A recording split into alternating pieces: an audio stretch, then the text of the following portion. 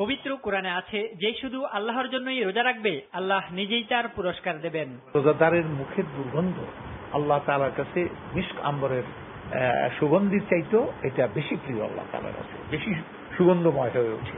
কিয়ামতের দিন সেই সুগন্ধ তার দেখা যাবে। এটি হলো রোজার একটা বড় ধরনের একটা ফজিলত।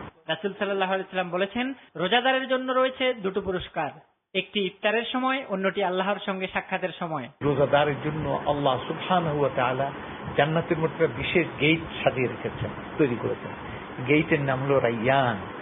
এই রাইয়ান গেট দিয়ে পার হবে শুধুমাত্র রোজাদারেরা, তারা বিশেষ সম্মানের সাথে, বিশেষ মর্যাদার সাথে পার হবে। এরপরে তাদেরকে বলা হবে যে কুলু ওয়াশরাবু বিমা আসরাফতুম ফিল আইয়ামিল খালিয়া, তোমরা পিছনে খাও নাই, আল্লাহর জন্য উপবাস ছিল, অনাহার ক্লিষ্ট ছিলে, পিপাসায় কাতর ছিলে, আজকে তোমরা খাও।